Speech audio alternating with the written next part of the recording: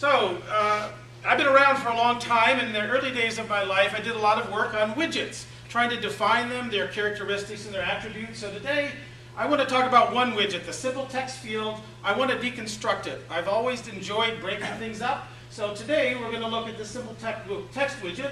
You might think it's only a label, a colon, and a box. Well, that's far from the truth. It can look a little, it can look simple, but it's a bit deceiving. So we'll see what other things are in it. If you look here, we have our label, our text field, and you can think about the actual words, the meaning. We debate these endlessly.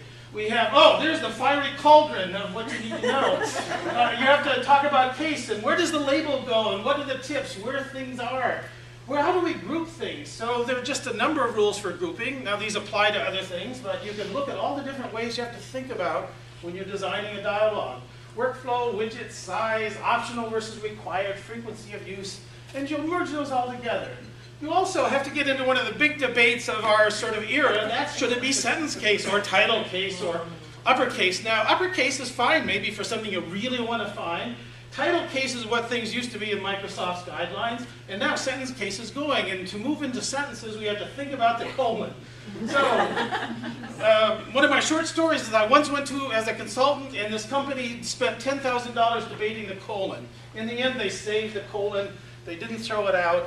There's some issues there. Now, we also have another big debate in our field. How should we align things? Should we right align them or left align them? Well, there are lots of guidelines. This is neater, this is closer. You can go into some of the articles and find out some of the issues.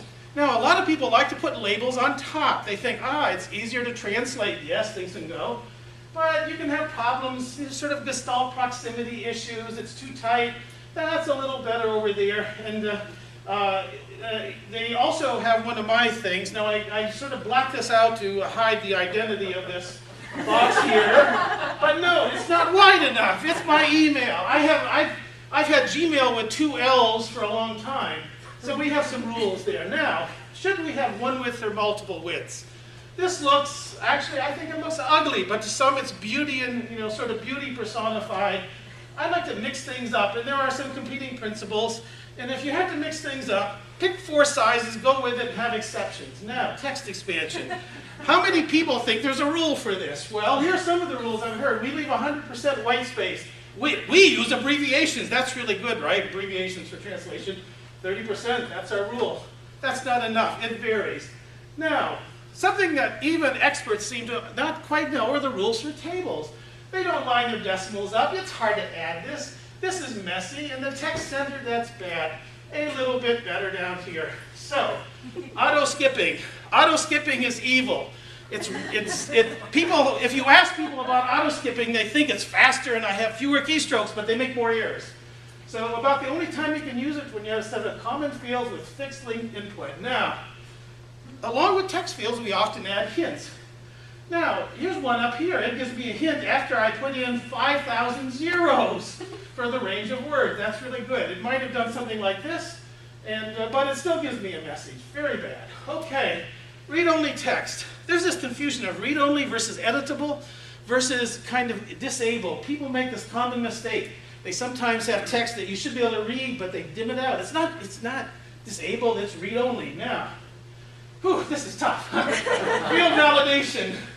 What did I enter? And there are some issues here. If we deconstruct it, stop me right away. Bang, bang. Every time I do make a mistake, stop me. But if you're doing 500 entries a day, that's not so good. Now we have tab order. Tab order is a funny thing. It looks simple, and here's this case where we go down, down a column, down another column. Here, same thing, except they're closer. So now we have rows, and sometimes people make mistakes. So, complexity. We have all these fields, and they're different lengths, and they're left aligned and right aligned. There's a simple formula. References off later. Okay, number of elements plus the number of horizontal alignments plus the number of vertical. Count them up. You get a rough measure of complexity. And I see Tom in the back, so he has maybe more detailed ones. Consistency, there are all kinds. Internal are things consistent within a product. External, they're consistent across them. Metaphorical, many things. User expectations. Anyway, and there's more info in the great book by Caroline Jarrett and Jared Gaffney, Forms That Work.